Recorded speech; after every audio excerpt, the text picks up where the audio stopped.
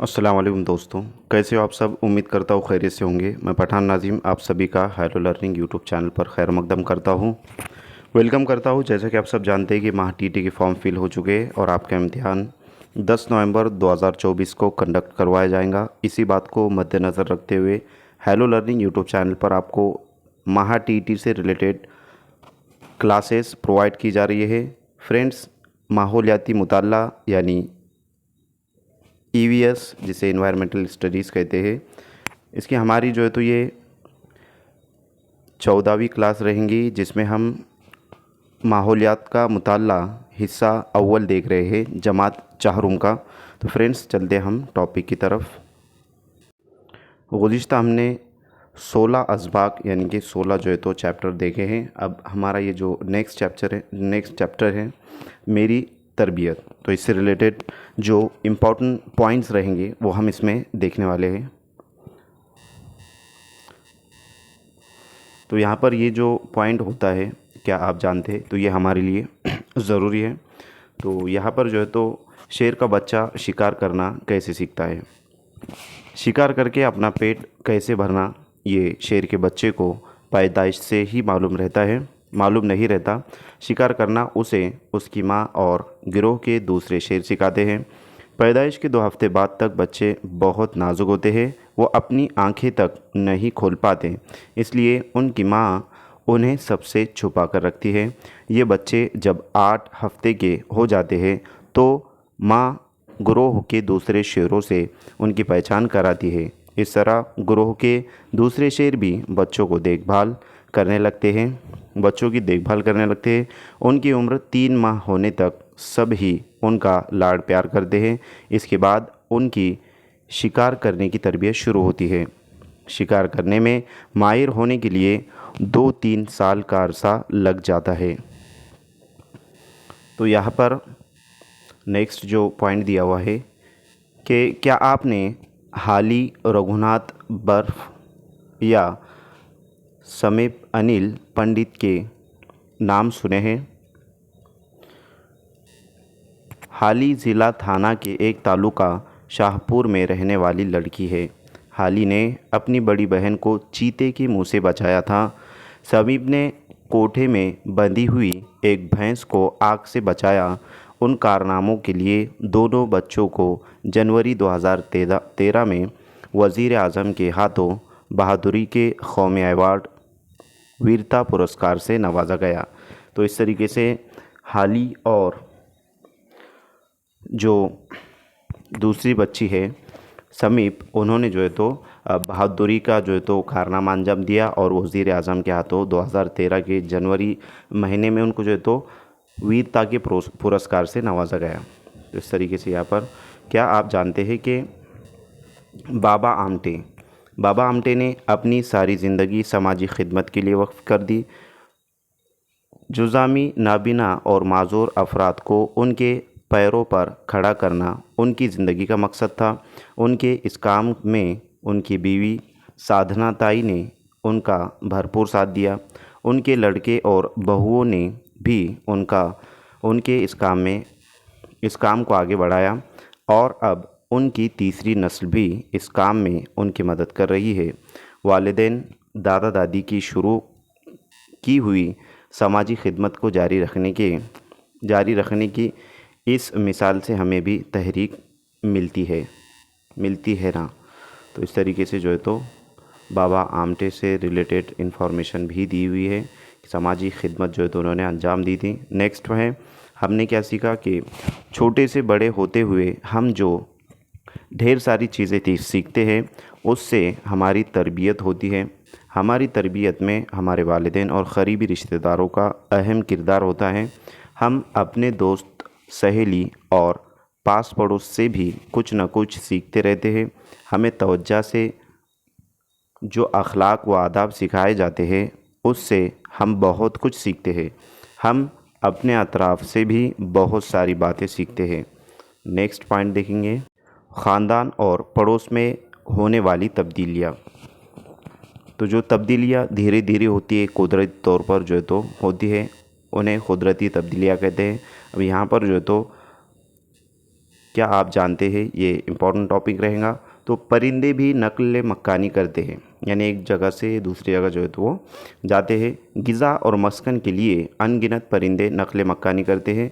क्या आसमान में अंग्रेज़ी हुर्फ वी जैसी शक्ल बनाकर उड़ने वाले हंसों के ग्रोह को आपने देखा है? क्या आपने बहुत खूबसूरत नज़र आने वाले आतिशी सारिस के बारे में सुना है? ये परिंदे हर साल मखसूस वक्त में एक जगह से दूसरी जगह जाते हैं। कुछ परिंदे उड़कर बहुत दूर जाते हैं और कुछ करीब के मकान पर जाकर रहते हैं। अक्टूबर से मार्च महीने के दरमियान आतिशी सारिस फ्लेमिंगो महाराष्ट्र के कई मकामात पर नज़र आते हैं। परिंदे ग्रोह बनाकर उड़ते हैं। एक दूसरे के साथ रहने के बावजूद इंसान की तरह उनके ख़ानदान नहीं होते, ना उनके पड़ोसी होते हैं। उसके बाद है यहाँ पर जो तो कुछ पुरानी चीज़ें नज़र आ रही है, जैसे कि डाक टिकट वगैरह जो है तो यहाँ पर बतलाया जा रहा है।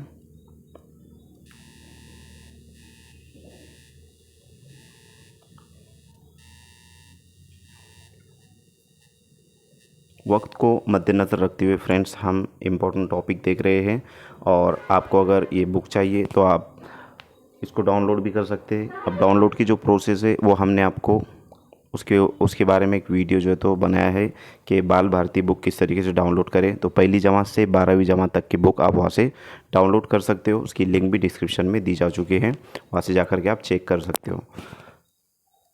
कामकाज रोज़गार के लिए कुछ लोगों को बार बार नकल मकानी करना पड़ता है।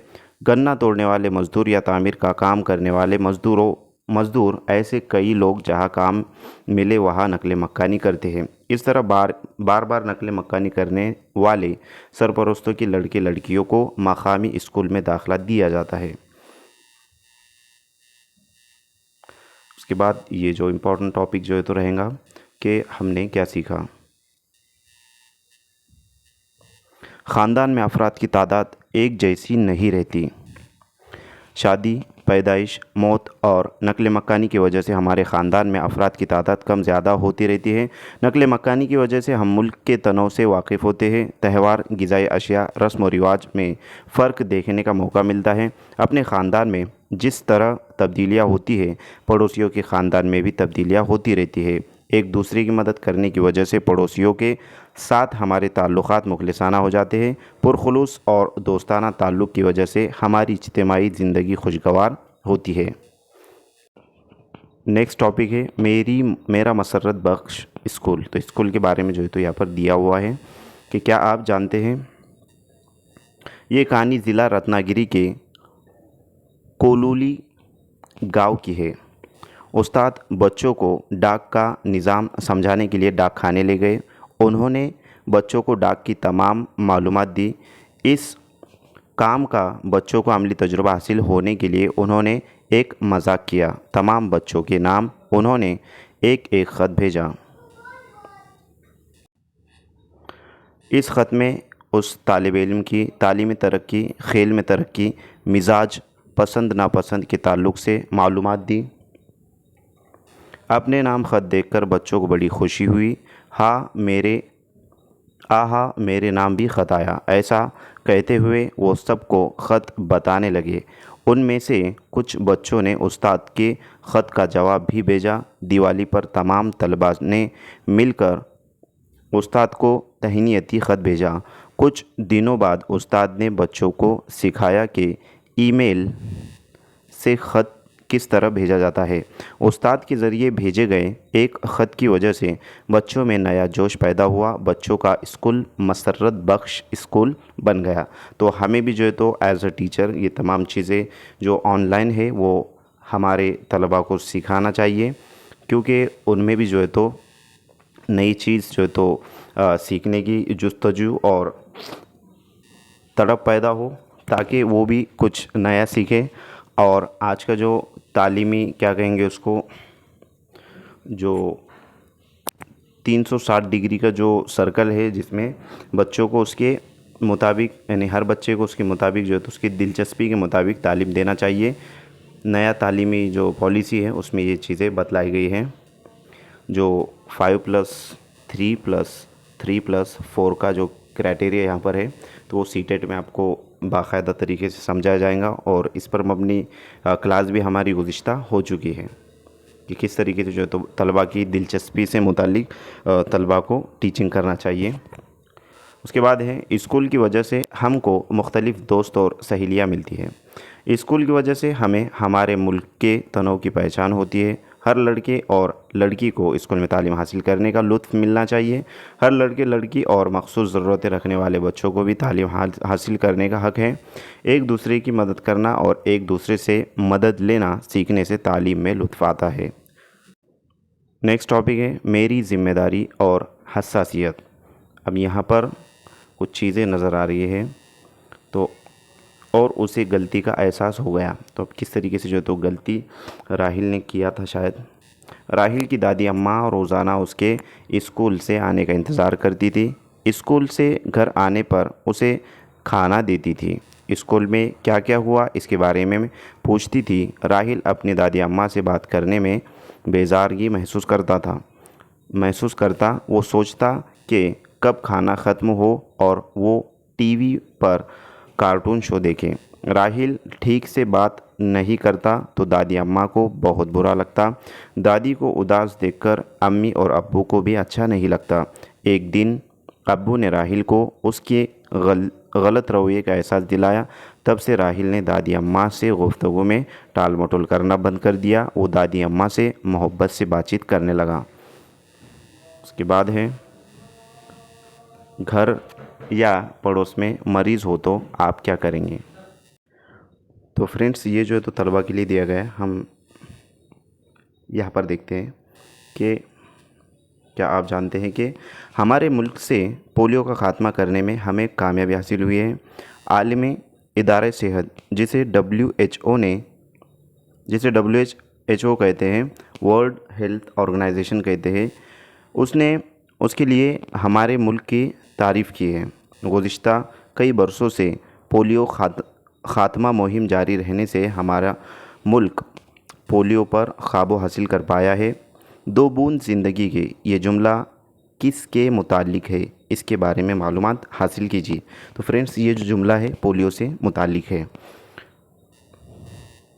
नेक्स्ट है यहाँ पर जो तो मरीज़ नज़र आ रहा है और रोबोट उसकी खिदमत करता हुआ जो तो नज़र आ रहा है।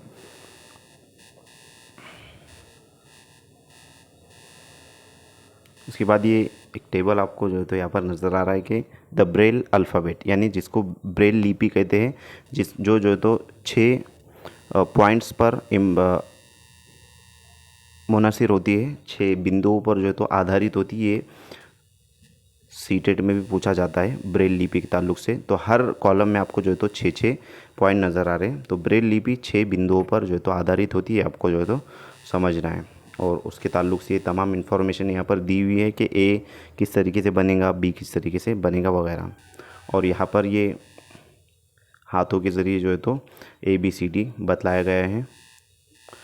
इशारों की ज़बान जिसको कहते हैं कि जो बहरे गूंगे अफराद के लिए इशारों की ज़बान होती है। इसके अलावा उन्हें कहने वाले के होंठों की हरकत देखकर कही हुई बात समझने का तरीका भी सिखाया जाता है। अगर हम धीरे और वाज़े तौर पर बोले तो उनको हमारी बात समझ में आती है।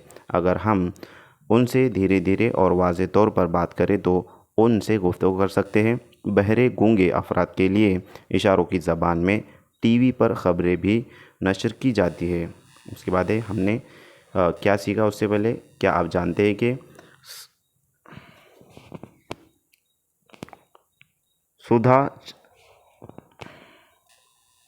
सुधा चंद्रन नामी खातून भारतनाट्यम की माहिर रक्कासा है। एक हादसे में उनको अपना पैर गंवाना पड़ा, लेकिन मसनूई पैर लगाकर उन्होंने सख्त पाबंदी से रक़्स और अदाकारी जारी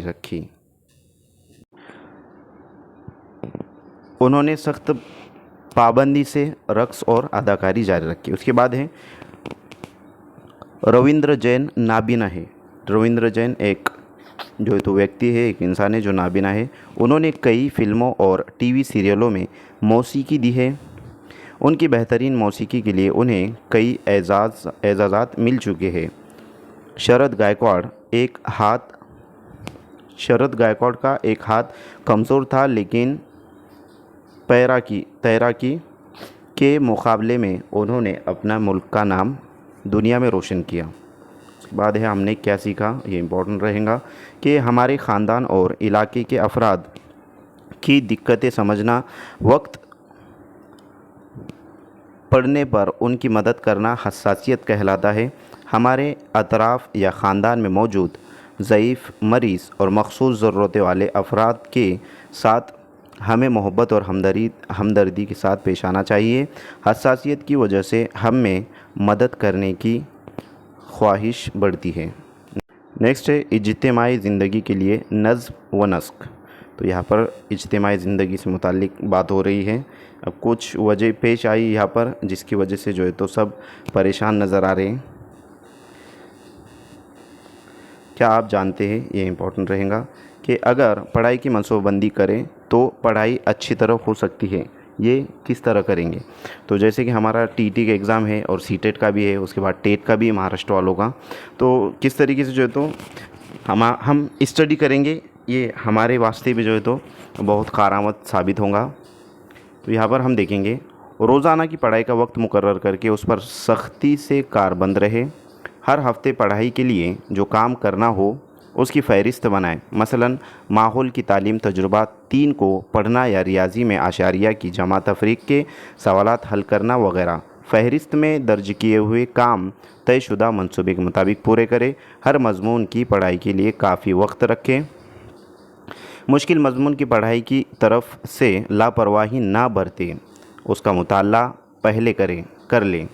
उसके बाद है खाली वक्त मिले तो उसका पढ़ाई के लिए मुनासिब इस्तेमाल करें। खेल, टीवी देखना, सोना, आराम करने के लिए भी ख़ास तौर पर वक्त मुकर्रर करें। इन मशगलों को सिर्फ़ इतना ही वक्त दें जो मुकर्रर किया है। उसके बाद जो लास्ट पॉइंट रहेगा यहाँ पर कि हमने क्या सीखा।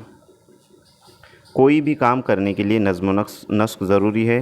इज्तिमाई कामों को अंजाम देने के लिए तफसीली खाका ज़रूरी होता है। खाके के मुताबिक काम अंजाम दिए जाए तो वो आसानी के साथ और वक्त पर होते हैं।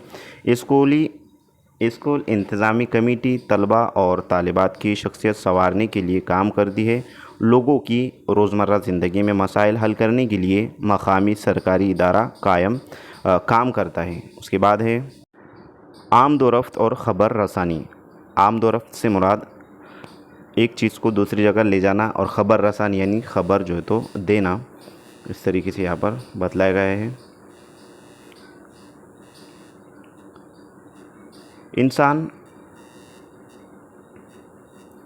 लकड़ी के टुकड़े और गोल पत्थर पहाड़ की ढलवान पर से लुढ़कता हुआ देखता था।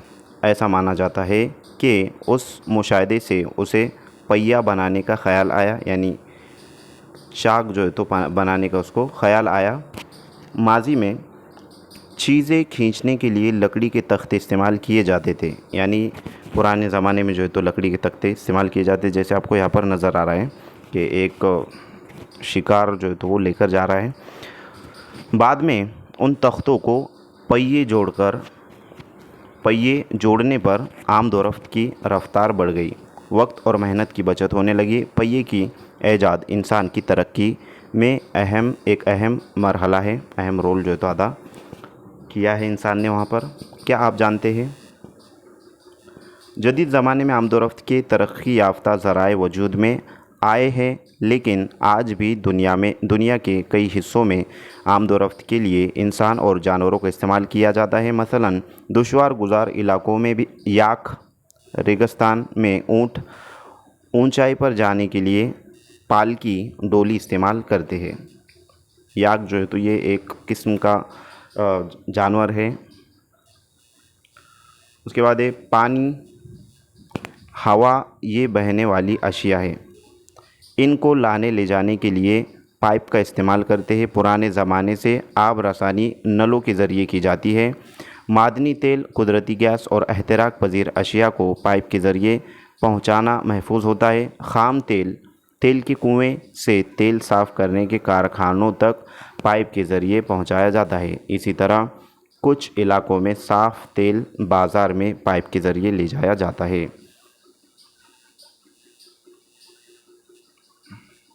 चंद सदियों पहले कबूतर के पैर को चिट्ठी बांधकर खबर भेजी जाती थी। किसी आदमी को भेजकर भी खबर रसानी होती थी। इसके बाद के ज़माने में खबर रसानी के ज़राए में तार और डाक की खिदमत का इस्तेमाल शुरू हो गया। ये तमाम खिदमत आज की बनिस्बत बहुत सुस्त थी। उसके बाद है आज के ज़माने में खबर रसानी के तेज़ तर आलात का इस्तेमाल किया जाता है, जिससे बहुत जल्द ख़बर पहुंच जाती है। ख़बर रसानी का इस्तेमाल अब हर शोबे में होने लगा है। Radio, TV, internet, mobile phone वगैरह जैसे ख़बर रसानी के ज़राए से कई लोगों से आसानी से रब्ता कायम किया जा सकता है। इसके लिए इंसान के ज़रिए बनाए हुए सैयारों का इस्तेमाल होता है। अखबारात, रिसाले, किताबें, रेडियो, टीवी, इंटरनेट वगैरह इज्तिमाई ख़बर रसानी के ज़राए हैं। क्या आप जानते हैं कि इब्तिदा में इंसान अपने ख़यालात व जज्बात का इजहार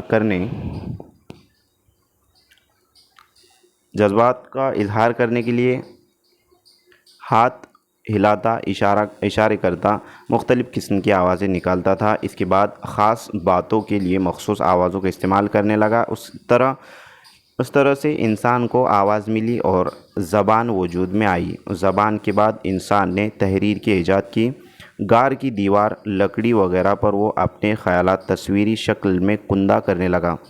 पुराने ज़माने में उस तरह ख़बर रसानी शुरू हुई।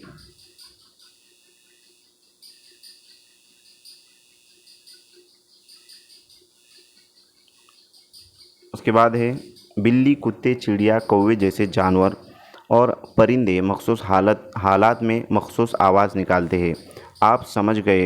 आप समझ जाएंगे कि दूसरे जानवर और परिंदे भी अलग अलग आवाज़ निकालते हैं। इसका मतलब यही है कि जानवर भी एक दूसरे से रब्ता रखते हैं और इत्तलात का लेन देन करते हैं।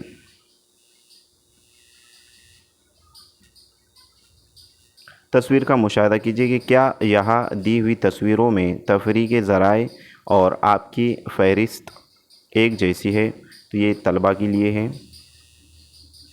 उसके बाद है हम रेडियो, टीवी, कंप्यूटर, प्रोजेक्टर का इस्तेमाल करते हैं। इनके ज़रिए प्रोग्राम सुनते और देखते हुए हम लुत्फ़ उठाते हैं। ये प्रोग्राम दूर कहीं जारी रहते हैं, वहाँ इनकी सदाबंदी, अक्सबंदी करके नशर किए जाते हैं। ऊपर के ज़राए का इस्तेमाल करके हम उन पर होने वाले प्रोग्राम को देख और सुन सकते हैं। रेडियो, टीवी वगैरह तफरीह के नशरियाती ज़राए हैं। इसके बाद है क्या आप जानते हैं कि आजकल मोबाइल का इस्तेमाल बढ़ गया है, लेकिन हमारी पसंदीदा चिड़िया को मोबाइल से निकलने वाली शुआओं से तकलीफ़ होती है। इसलिए चिड़िया हमारे माहौल से गायब हो रही है। यानी जो परिंदे हैं, जो मोबाइल की शुआएं होती है, जिसको जो है तो रेंज कहते हैं, तो ये रेंज के ज़रिए जो परिंदे हैं वो ख़त्म होते जा रहे दिन ब दिन। तो वही बात का यहाँ पर जो है तो वही बात की वजाहत हुई है। उसके बाद इसे हमेशा जहन में रखें कि आमदोरफ़्त और ख़बर रसानी के ज़राए ज़रूरत के वक्त इस्तेमाल करने के लिए होते हैं। इनका ज़रूरत से ज़्यादा इस्तेमाल हमारे साथ तमाम जानदारों और माहौल के लिए नुकसानदा है।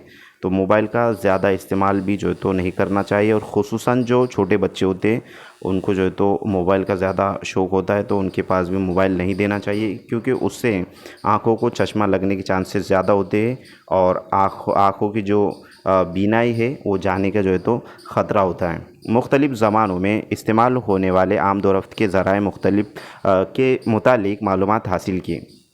उसके बाद ये बात समझी कि पहिए की ईजाद किस कदर अहम है। उसके बाद जो है तो मुख्तलिफ़ ज़मानों में इस्तेमाल होने वाले ख़बर रसानी के ज़राए के मुतालिक मालूमात हासिल किए। और उसके बाद है तफरीह के मकामी और नशरियाती ज़राए के बारे में जाना। इस सबक के ज़रिए हमने जो है तो ये तमाम चीज़ें देखी है। उसके बाद हम नेक्स्ट टॉपिक देखेंगे, कुदरती आफ़ात। तो यहाँ पर जो है तो आपको कुदरती आफ़ात के जो शक्लें नज़र आ रही है, जैसे तूफ़ान की वजह से जो है तो यहाँ पर दरख्त वगैरह गिर गए और ये जो लावा जो है तो ज़मीन से निकल रहा है, इस तरीके से बतलाया जा रहा है। कुदरती आफ़ात से मुराद, अब आफ़ात किसे कहते हैं, तो बहुत भयानक हादसा, इस हादसे में इंसान ज़ख्मी हो सकते हैं कुछ, या बहुत सारे इंसान हलाक हो सकते हैं। ऐसे हादसे में माल और दौलत का नुकसान होता है, घर गिर जाते हैं, पालतू जानवर मर जाते हैं, खेती का नुकसान होता है। उसके बाद है बेमौसम बारिश, ये भी जो है तो कुदरती आफ़त है। उसके बाद बेमौसम बारिश से लोगों में फैली अफरा तफरी, सैलाब की वजह से भी जो है तो बहुत सारा नुकसान हो जाता है। ज़लज़ला, तो ये तमाम चीज़ें कुदरती आफ़ात हैं। उसके बाद है, क्या आप जानते हैं ज़लज़ले के वक्त स्कूल में हो तो फ़ौरन मेज़ के नीचे बैठ जाए। ज़लज़ला थम जाने के बाद कतार बनाकर बाहर जाकर स्कूल के मैदान या खुली जगह जमा हो। ज़लज़ले से अपना नुकसान नहीं होता जितना भीड़ और अफरा तफरी से होता है।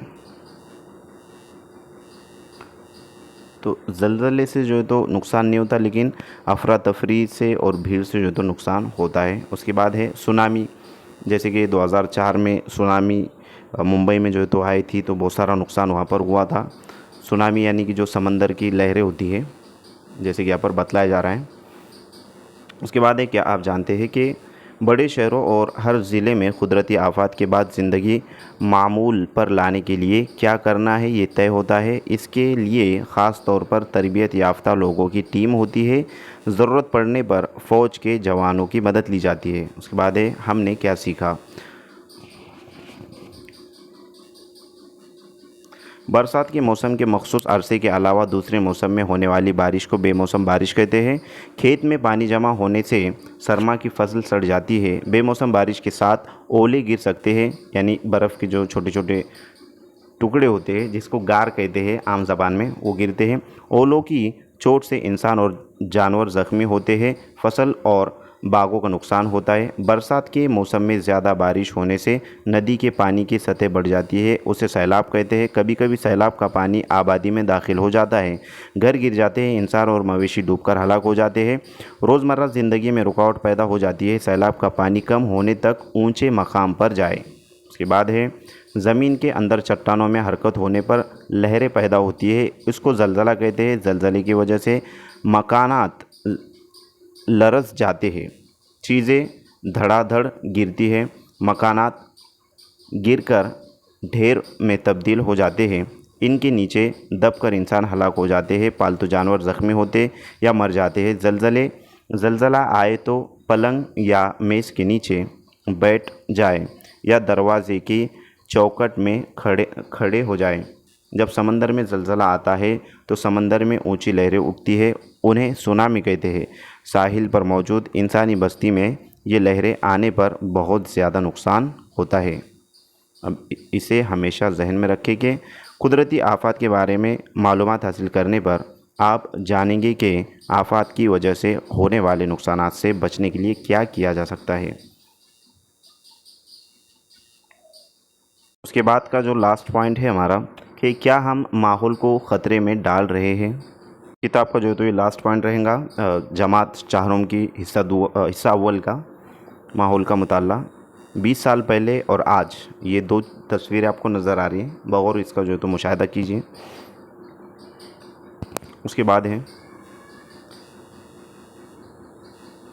शहर, गांव और जंगल के बारे में बतलाया गया। इंसान की तरक्की के बारे में जो है तो मालूमात दी गई है यहाँ पर। आबादी में इजाफ़ा किस तरह हुआ वो चीज़ें बतलाई गई है। उसके बाद ज़ेरे ज़मीन पानी सूखता जा रहा है। क्या आप जानते हैं इंसान वही आबाद होता है जहाँ किसी न किसी शक्ल में पानी दस्तयाब होता है। तो बिल्कुल सही बात है। उसके बाद है, यहाँ पर ये मेन पॉइंट रहेगा, मादनी तेल से चलने वाली मोटर कार, स्कूटर जैसी सवारियों की ईजाद हुई। रेलगाड़ी की ईजाद से सफ़र करना आसान हो गया। हम बंद बांधते हैं, सड़कें और रेल के रास्ते बनाते हैं, कारखाने बनाते हैं, घर तामीर करते हैं। कारखानों से निकलने वाले बेकार मादे पानी में छोड़ते हैं, जिससे माहौल को नुकसान पहुंचता है और जानदार पर बुरा असर होता है। आबादी में बेतहाशा इजाफ़े की वजह से माहौल से मिलने वाली अशिया की मांग बहुत बढ़ गई है। रोज़गार के लिए लोग देहातों से शहरों की तरफ हिजरत करने लगे हैं। शहरों की आबादी गुंजान होती जा रही है। नई बस्तियां बसाने के लिए दरख्त तोड़े जा रहे हैं। सवारियों की तादाद बढ़ गई है। सवारियों के धुएं की वजह से लोगों को सांस की बीमारियां होने लगी है। दरख्त टूटने से शहरों में परिंदों के घोंसले बनाने के लिए जगह नहीं मिल रही है। हवा में धुआं शामिल होने की वजह से शहरों में परिंदे, तितलियां और दूसरे कीड़े मकोड़ों की तादाद कम हो रही है। बढ़ती आबादी की वजह से अनाज की मांग बढ़ गई है। किसान अब एक ही साल में 2 या 3 बार फसलें उगा रहे हैं। ज़राअत के लिए पानी की मांग बढ़ गई है।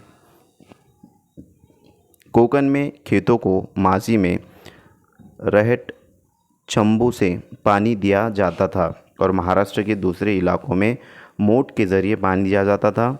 अब अक्सर इलाकों में खेती के लिए पंप के ज़रिए पानी निकाला जाता है। इसलिए ज़मीन में जज़्ब शुदा पानी का ज़ख़ीरा तेज़ी से कम हो रहा है। पंप के ज़रिए मतलब बोरवेल के ज़रिए जो तो पानी निकाला जाता है। इस बात की जो तो वज़ाहत यहाँ पर हुई है।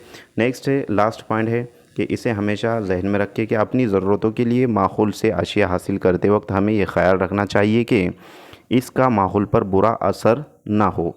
तो फ्रेंड्स, मैं उम्मीद करता हूँ कि आपको ये तमाम चीज़ें बखूबी समझ में आई होंगी। जो भी क्वेश्चन है आपका सीटेट और टीटी से मुताल्लिक आप कमेंट कर सकते हो। और इंशाल्लाह नेक्स्ट जब हम जो बुक देखेंगे तो वो जमात पंजुम का माहौलियाती मुताल्लिक जो तो बुक रहेंगी। तो आज के लिए इतना काफ़ी है। अगर आप वीडियो पर नए हो तो चैनल को सब्सक्राइब ज़रूर करें, बेल आइकन को प्रेस करें ताकि आने वाली वीडियो की नोटिफिकेशन आप तक पहुँचे।